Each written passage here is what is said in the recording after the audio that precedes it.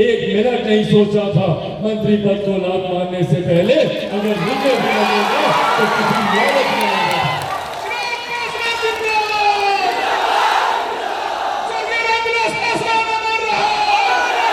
झुकने वाला हूँ ना झुकने वाला हूँ, और डरता तो भैया मैं किसी से नहीं हूँ, झुकने का डरता नहीं।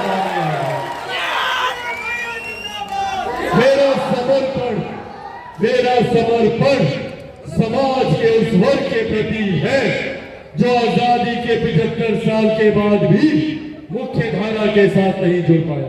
मेरा समर्पण समाज के हर उस व्यक्ति के प्रति है जो आज भी पलायन का शिकार होता है, दूसरे देश दूसरे प्रदेश जाता है शिक्षा के लिए, रोजगार के लिए, व्यवसाय के लिए। मेरा समर्पण आज भी हर उस महिला और उस बुजुर्ग के प्रति है जो स्वास्थ्य सेवाओं के लिए दूसरे राज्य जाते हैं, हर उस महिला के प्रति है जिसका शोषण, जिसके साथ दुष्कर्म सिर्फ इस सोच के साथ किया जाता है कि वो फलाना जाति से आते हैं।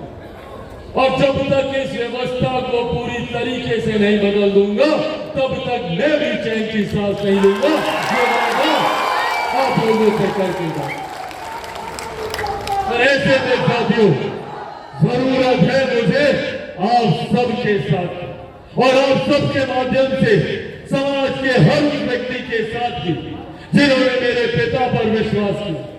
मैं चाहता हूं कि जो लोग झूठ बोलने का काम करते हैं उस झूठ को हम लोग पर्दाफाश करते हैं। साथियों चुनाव आते हैं, बड़ी बड़ी झूठी बातें विपक्ष के द्वारा की जाती है। चुनाव के वक्त क्या क्या कहा गया था, सबसे बड़ा सपना यही कि कैसे हमारे समाज के लोगों को देश में बराबरी का हक अधिकार बिना किसी भेदभाव की भावना के साथ वो सर उठाकर गर्व से आग में आग मिलाकर दुनिया का सामना कर सके। इस दिशा में हम लोगों को आगे बढ़ने की जरूरत है और वो सोच हम ही से शुरू हो। सबसे पहले तो अपने मन से हम लोग को इस बात को हटाने की जरूरत है कि अनुसूचित जाति से आने वाला कोई भी व्यक्ति कमजोर हो। हम में इतनी ताकत है कि देश को दुनिया से हाथ से हाथ मिलाकर बात कर सकते हैं। आज चिराग पासवान कौन है भैया? आप ही लोगों में से आया हुआ एक लड़का। आज देश का दुनिया का कोई आदमी नहीं है जिससे चिराग पासवान हाथ से हाथ मिलाकर बात ना करे। दुनिया में कोई ऐसे अपनी बातों को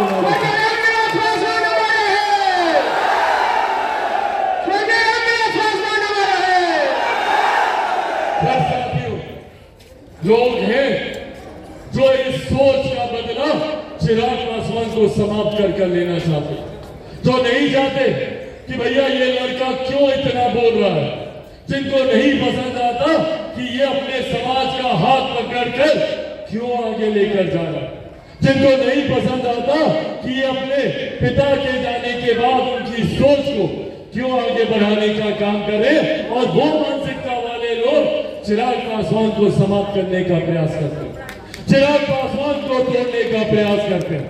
पर आज पुनः आप लोग के सामने इस बात को कहूंगा कि जो लोग सोचते हैं कि इन बातों से चिराग पासवान टूट जाएगा, घबरा जाएगा, वो लोग भूल जाते हैं कि चिराग पासवान शेर का बेटा है, रामविलास पासवान का बेटा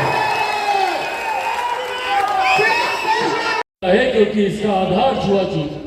भले आप आर्थिक तौर पे कितने भी सक्षम हो जाए, भले आप शैक्षणिक तौर पे कितने भी सक्षम हो जाए, शिक्षा की बात करें तो बाबा साहब से पढ़ा लिखा और कौन, कितनी डिग्रियां थी इनके पास, नाम लेते लेते पढ़ना खत्म हो जाता, उसके बावजूद भी ये भेदभाव उनके साथ हुआ।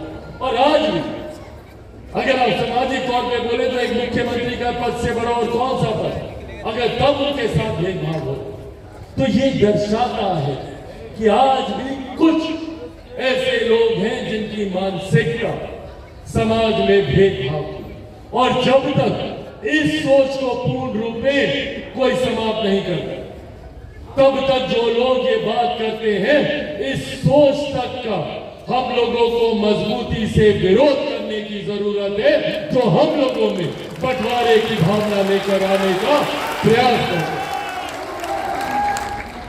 और आज यही आग्रह करने आप लोगों के बीच आया। साथियों, मुझे आप लोगों को ये कहने बताने की जरूरत नहीं है, ये वादा मेरा मेरे समाज के लोगों के साथ है, और उससे बड़ा ये वादा मेरा मेरे पिता के साथ है, जिनको मैंने ये वादा दिया है कि उनके हर अधूरे सपने को उनका बेटा पूरा करेगा। ये वादा मैं उनको में वीपी सिंह जी की वो सरकार, जिसमें पहली बार मेरे पिता आदरणीय रामविलास पासवान जी केंद्र सरकार में मंत्री बने, श्रम एवं कल्याण विभाग की उनको जिम्मेदारी सौंपी गई, और उस वक्त का ये विभाग बहुत बड़ा विभाग होता था। आज इस विभाग को 6-7 छोटे छोटे विभागों में बांट दिया गया। सोशल वेलफेयर मिनिस्ट्री को आज की तारीख में उसमें से बाल, महिला, ये सब अलग कर दिया गया। उस वक्त ये तमाम मंत्रालय 6-7 मिनिस्ट्रियां मिलकर एक बड़ा मंत्रालय होता। उस वक्त पहली बार हमारे नेता आदरणीय रामविलास पासवान जी की ये देन है कि उन्होंने भारत के सेंट्रल हॉल, और जब उन्होंने इस प्रस्ताव को सामने रखा तो इन्हीं लोगों ने, ये विपक्ष में जो लोग आज बैठे हैं, इन लोगों ने इस बात को कहा कि भैया यहाँ पे जगह नहीं है। उस वक्त हमारे नेता आदरणीय रामविलास पासवान जी ने कांग्रेस के नेताओं को मुंह तोड़ जवाब देते हुए कहा था कि जगह दिल में होनी चाहिए, अगर दिल में जगह है तो दीवार और आज भारत की संसद में सेंट्रल हॉल के अंदर सबसे ज्यादा प्रमुख स्थान पर बाबा साहेब की वो तस्वीर है। ये जानकारी आप लोग के साथ सिर्फ इस उद्देश्य से साझा कर रहा हूं ताकि हम लोगों को ये पता होना चाहिए कि कौन सही मायनों में हमारे हकों के लिए, हमारे अधिकारों के लिए, और सबसे ज्यादा महत्वपूर्ण हमारे समाज को सम्मान दिलाने के लिए किसने लड़ाई लड़ी, और कौन आके यहाँ पे घड़ियाली आंसू बहाने का काम कर रहा है, झूठी बातें करने का काम कर रहा है। आज हम लोग गर्व से बोलते हैं भारत रत्न डॉक्टर बाबा साहेब भीमराव अम्बेडकर, बाबा साहब को भारत रत्न दिलवाने का काम हमारे नेता आदरणीय रामविलास पासवान जी ने किया। 14 अप्रैल को बाबा साहेब की हम लोग जयंती मनाने का काम करते हैं। उनके जयंती दिवस पर छुट्टी की घोषणा करवाने का काम हमारे नेता आदरणीय रामविलास पासवान जी ने किया। साथियों, आज बहुत आसान है कई ऐसे राजनीतिक दलों के लिए बात बात पर आकर बाबा साहेब की जयंती मनाना, बाबा साहेब का नाम लेना, उनके नाम पर हम लोगों को अपने साथ जोड़ने का काम करना, जबकि हकीकत है कि एक लंबे समय तक बाबा साहेब को आजादी के बाद की सरकारों ने पूछना तक जरूरी नहीं समझा। आज हमारे नेता की वजह से राष्ट्र बाबा साहेब को सम्मान देने का काम किया, बल्कि उनके जितने तीर्थ स्थल, ऐसी जगहें जहां पे बाबा साहब का जन्म हुआ हो या लंदन तक, जहां पर जाकर उन्होंने तालीम शिक्षा हासिल करने का काम किया, इन तमाम स्थानों को चिन्हित कर उसको राष्ट्रीय स्मारक का दर्जा दिलवाकर उनको विकसित करवाने का काम हमारे नेता आदरणीय रामविलास पासवान जी ने। साथियों, आज ये जानकारी आप लोगों के साथ साझा कर आप लोगों को ये विश्वास दिलाना चाहता कि मेरे नेता, मेरे पिता ने पूरा जीवन समर्पित किया ताकि हम लोगों की आने वाली पीढ़ी को उस भेदभाव से गुजरना ना पड़े जिस भेदभाव का शिकार मेरे पिताजी की पीढ़ी के लोग, मेरी पीढ़ी के लोग हुए हैं, आप लोगों की पीढ़ी के लोग हो रहे। आने वाली पीढ़ी कम से कम सर उठाकर, आंख से आंख मिलाकर आगे बढ़ने का काम कर सके, ऐसी व्यवस्था का निर्माण हम लोगों को करके जाना, जिसमें महत्वपूर्ण योगदान हमारे पूर्वज कर चुके हैं। आज वो कम से कम हम लोगों को एक ऐसे स्थान, एक ऐसे मंच तक उन्होंने हम लोग को लाकर खड़ा किया जहां पर हम लोग अपनी आवाज को बुलंद कर सकते। नहीं तो याद कीजिए, समय का एक कालखंड वैसा भी एक दौर ऐसा भी था जब अनुसूचित जाति से आने वाले लोगों को गांव से बाहर रखा जाता था, उनकी कमर पर झाड़ू बांधा जाता था, गले में घंटी लगाई जाती थी कि अगर गांव में ये लोग आए तो खिड़की दरवाजे बंद कर लें। छूना तो बहुत दूर की बात है, देखना तक पाप माना जाता है। उस परिस्थितियों से जूझते हुए हमारे नेता, हमारे पूर्वज हम लोग को यहां तक लेकर आए, पर अब इसको एक अंतिम पड़ाव तक हम लोगों को लेकर जाए। आज भी अफसोस इस बात का होता है कि ये भेदभाव गाहे बगाहे आज भी हम लोग को अनुभव करना पड़ता है। गांव की परिस्थितियां तो भूल ही जाए, जिसमें हम लोग को आए दिन ऐसी भेदभाव वाली सोच का सामना करना पड़ता है। बड़े स्तर पर कई ऐसे मुख्यमंत्री उदाहरण रहे, हम लोगों के राज्य के भी मुख्यमंत्री रहे, जिन्होंने मंदिर में प्रवेश किया तो उस मंदिर को गंगा जल से धुलवाने का काम किया। आज भी हम लोगों को ऐसे उदाहरण मिलते हैं कि एक आईपीएस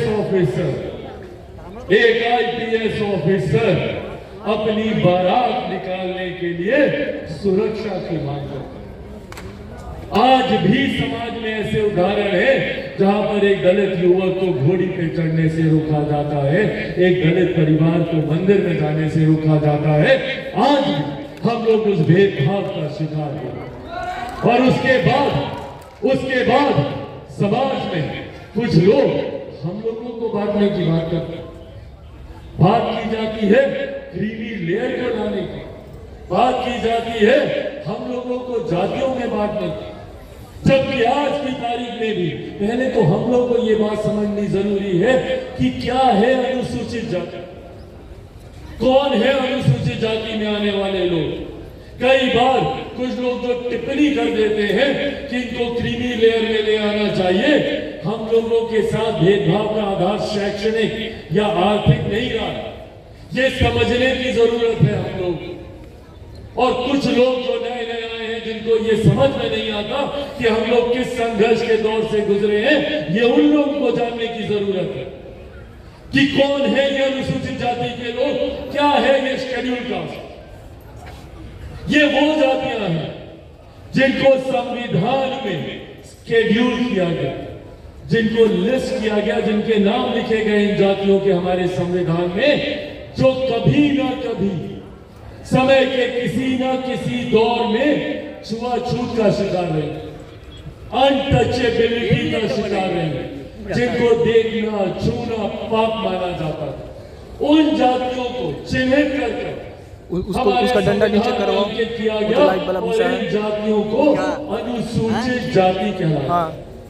इसी तरीके से अनुसूचित जनजाति भी है, जिनमें ऐसी जातियों के नाम को जोड़ा गया जिनकी वेशभूषा, बोलचाल, रहन सहन जनजातीय ट्राइबल कैरेक्टरिस्टिक जिनके रहे, जिनका अलग बोलना, अलग रहना, अलग परंपराएं, अलग भाषाएं रही हो, उनको जनजाति में उनको डाला गया। पर जिनको अनुसूचित जाति में डाला गया उनका आधार सिर्फ और सिर्फ छुआछूत रहा, अनटचेबिलिटी रहा।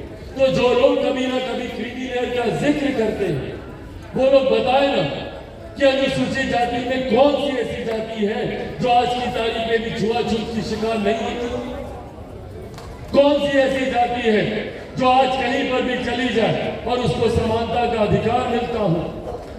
अपनी अंतिम सांस तक उन्होंने समाज की लड़ाई लड़ने का काम किया, उन्होंने किसी जाति की लड़ाई लड़ने का काम नहीं किया, पूरी जमात को उन्होंने एक साथ लेकर आगे बढ़ने का उन्होंने काम किया। आज कई ऐसे राजनीतिक दल हैं जो बड़े बड़े हमारे आदर्श, हमारे नेताओं के ठेकेदार बनने का प्रयास कर रहे हैं। डॉक्टर बाबा साहेब भीमराव अंबेडकर जी, जिनको कई राजनीतिक दलों ने जो दशकों तक आजादी के बाद सत्ता में रहने का काम किया, उन्होंने कभी बाबा साहेब को पूछना तक जरूरी नहीं समझा। आज अपने राजनीतिक लाभ की दृष्टि से, अपने राजनीतिक लालच की सोच से आज बाबा साहेब का नाम लेते ये लोग नहीं थे। मैं पूछना चाहता हूं कांग्रेस जैसी पार्टियों से, जो आज डॉक्टर बाबा साहेब भीमराव अंबेडकर अनुसूचित अनुसूचित जाति दलितों की बात करते ये लोग नहीं थक रहे। तो भैया क्यों डॉक्टर बाबा साहेब भीमराव अंबेडकर जी की एक तस्वीर तक इन्होंने भारत की संसद में लगाना जरूरी नहीं समझा? 47 में भारत आजाद हुआ और 89 तक डॉक्टर बाबा साहेब भीमराव अंबेडकर जी की एक प्रतिमा तक, एक तस्वीर तक भारत की संसद में नहीं थी। आज मैं तीसरी बार का सांसद हूं। जिस संविधान की शपथ खाकर मैं उस संसद में जाता हूं, उसी संविधान के रचयिता, उसी संविधान के निर्माता की तस्वीर तक भारत की संसद में नहीं हो, इसकी मैं कल्पना भी नहीं कर सकता। पर यह हकीकत रहा, हकीकत रहा। एक परिवार के 3-3 सदस्यों की, 3-3 पीढ़ी की, कांग्रेस पार्टी से आने वाले उनके नेताओं के 3-3 पीढ़ियों की तस्वीर पार्लियामेंट के सेंट्रल हॉल में लगी हुई। पर डॉक्टर बाबा साहेब भीमराव अंबेडकर, जिन्होंने हमारे संविधान को बनाने का काम किया, जिन्होंने हम लोगों को हक, अधिकार, संवैधानिक अधिकार दिलाने का काम किया, उनकी तस्वीर भी नहीं। और ये लोग बात करेंगे, ये लोग बात करेंगे दलितों की, ये लोग बात करेंगे अनुसूचित जाति की, ये लोग बात करेंगे हम लोग के हक, अधिकार, सम्मान दिलाने की। जिन लोगों ने हमारे नेता बाबा साहेब तक को सम्मान देने का काम नहीं किया, उनको चुनाव हरवाने का काम किया। पहली बार देश में अगर किसी नेता ने डॉक्टर बाबा साहेब भीमराव अंबेडकर जी को सम्मान देने का काम किया, उनका तैल चित्र भारत की संसद में लगाने का काम किया, वो हमारे नेता आदरणीय रामविलास पासवान जी।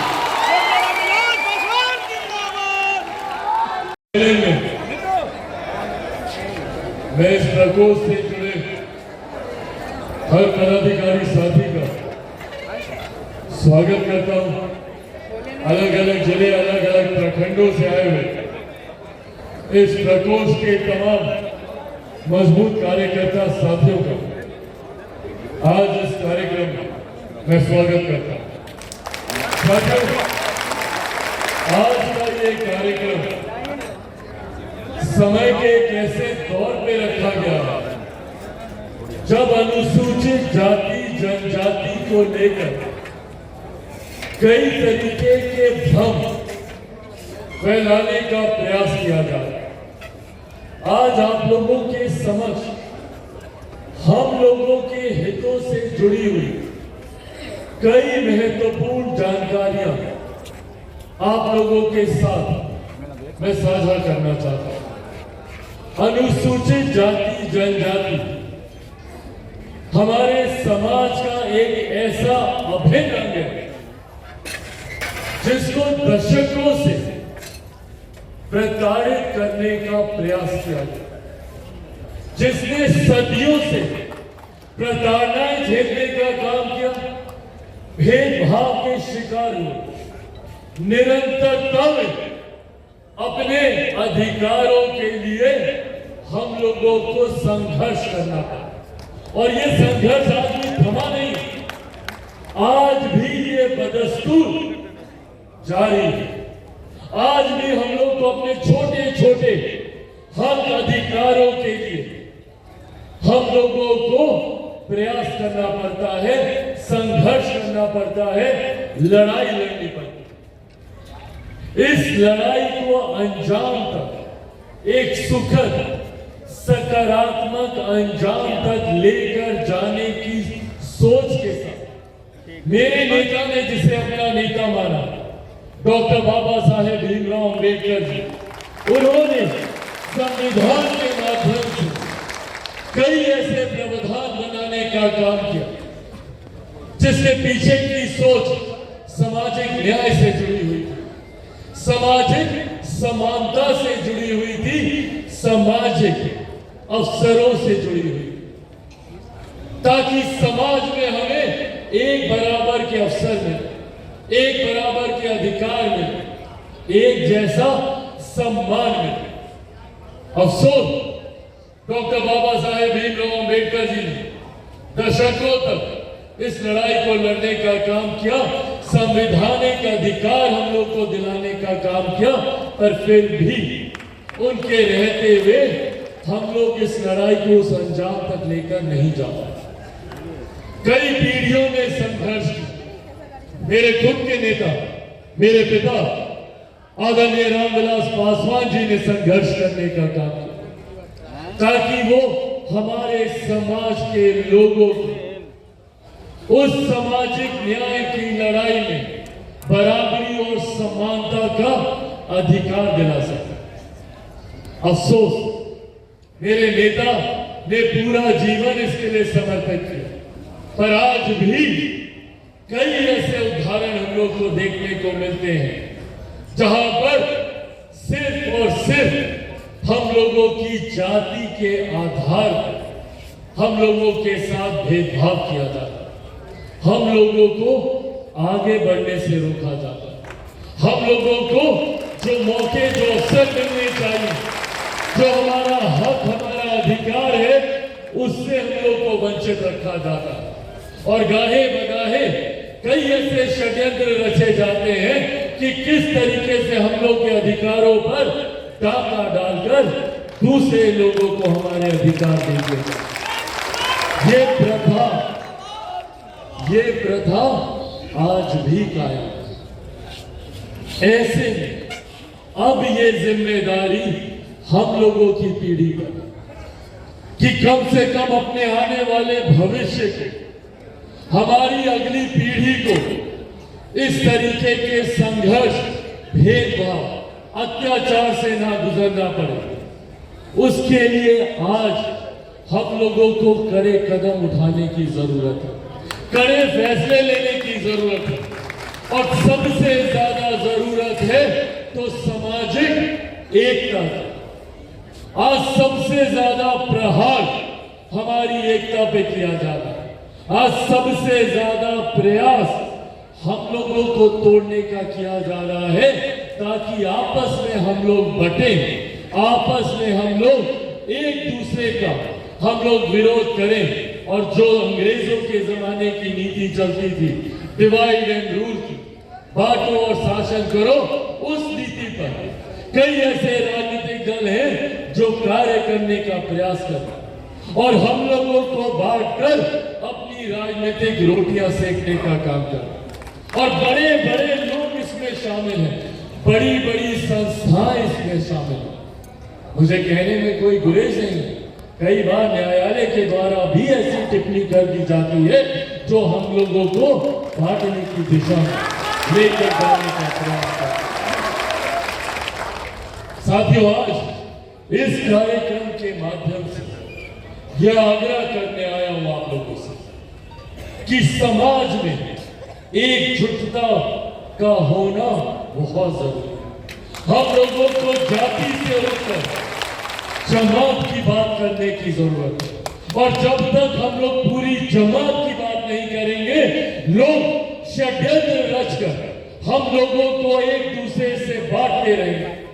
और जब हम ही लोगों में एकता नहीं रहेगी तो फिर काहे के हमारे हक, काहे का हमारा अधिकार, उसको चुटकी बजाते ये लोग छीनने का काम करेंगे।